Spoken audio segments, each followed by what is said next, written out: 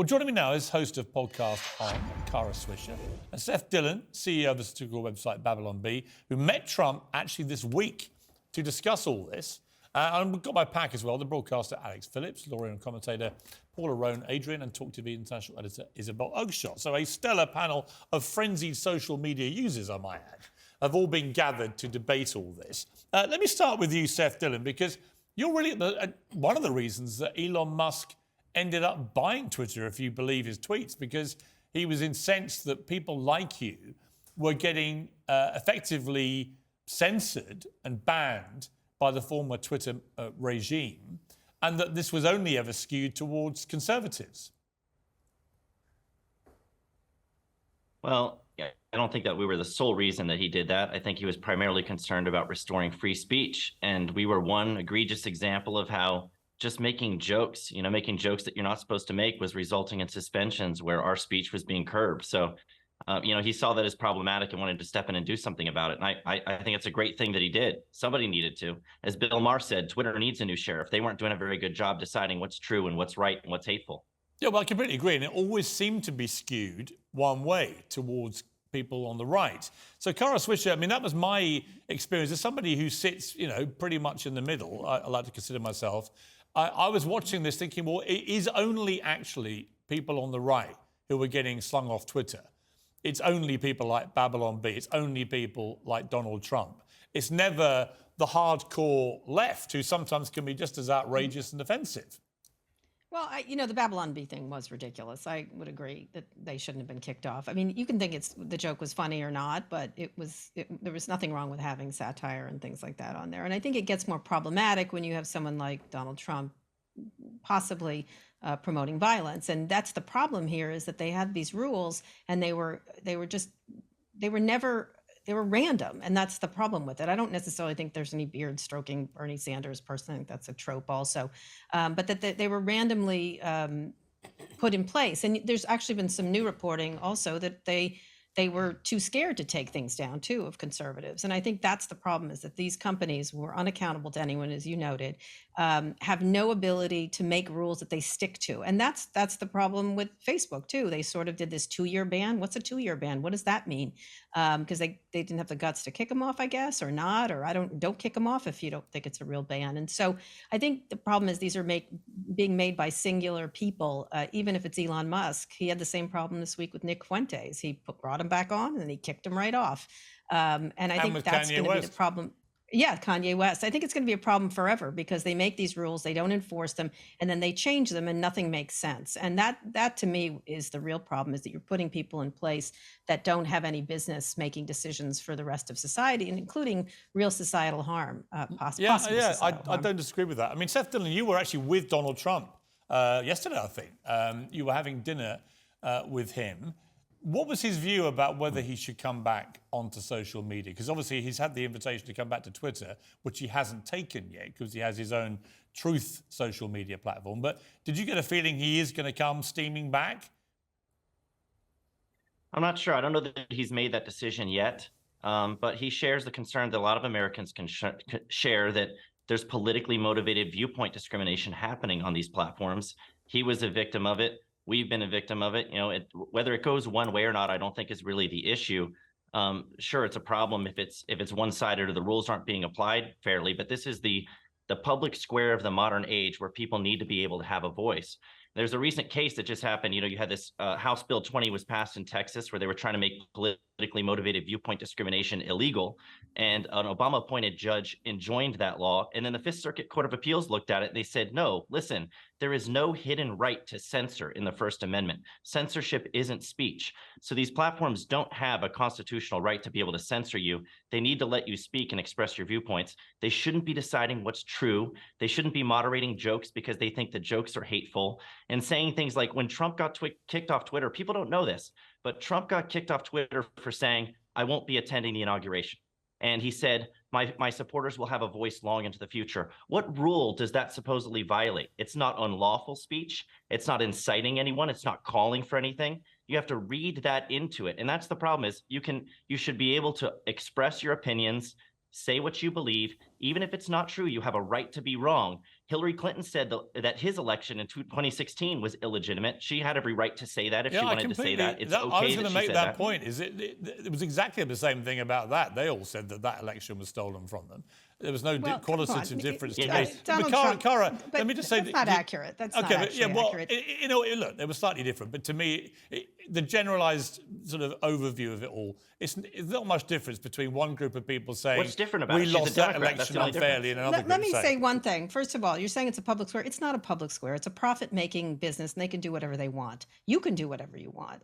You don't have any right to be on Twitter. You don't have any right to be on Facebook. And I think that's the problem, is we become to think of it as that.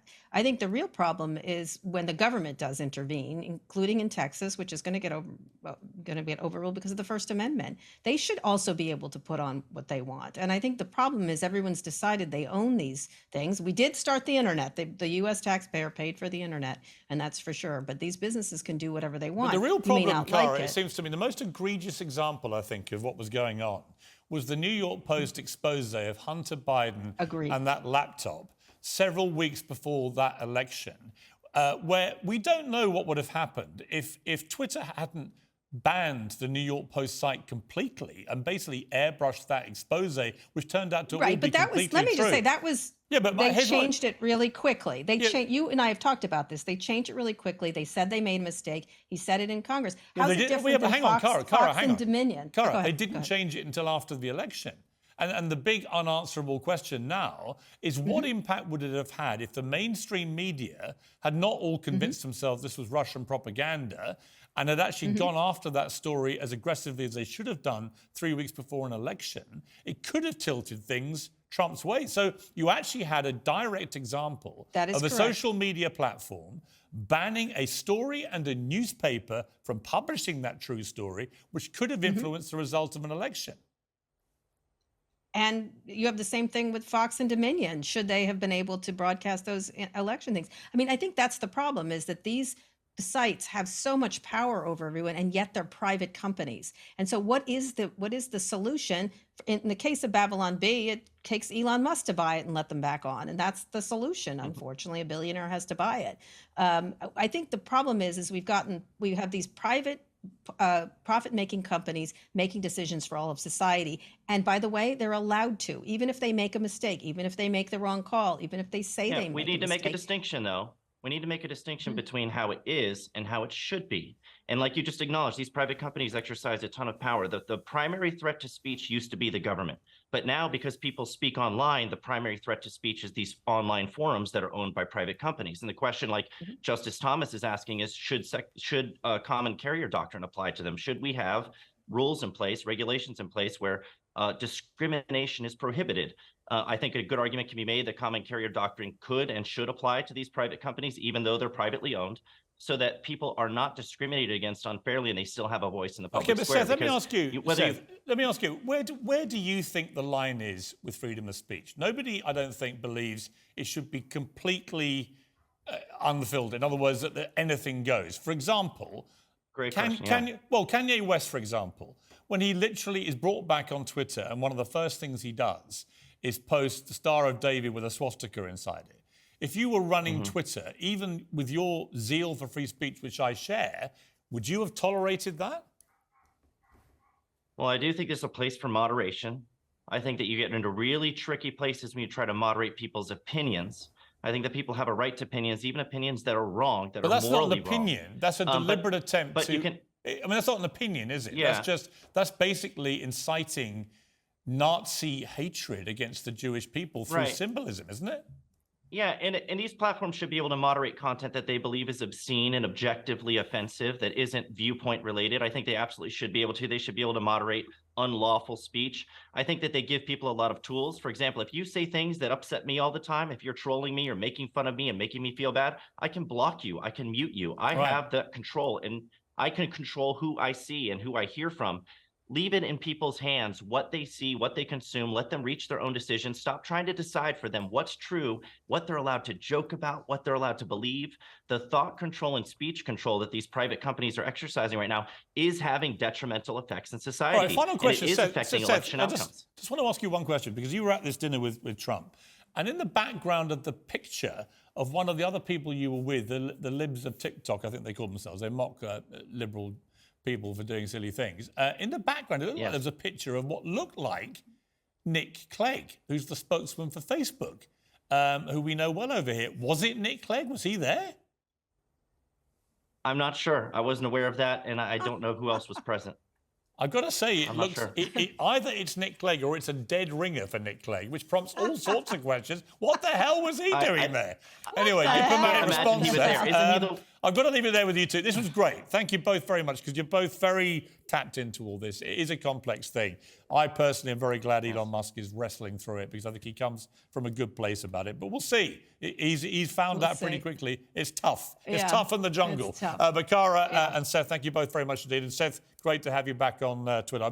I've missed Babylon B. You're hilarious. So good to see you both. Thank you very much. All right, quick reaction from the pack. You're staying with us for the show, so don't worry, you've got plenty of airtime. But Isabel, it's complex, but would you have let Trump back? Absolutely. I think that banning him for as long as he was banned was completely disproportionate. You gave brilliant examples in your intro about the Iranian Ayatollah, you know, the bile that comes and the nonsense that's churned out by the Kremlin. It makes no sense whatsoever to ban Trump in that context. And, you know, your interviewee made really important points about no one has to follow Trump. I mean, you can just unfollow. You don't have to read this stuff. And I think the thing that concerns me, and they're right that these are private businesses. It's up to them, but they mustn't masquerade as arbiters of the truth. They mustn't masquerade as independent. You know, perhaps they should say what their position is. We are a left-leaning whatever.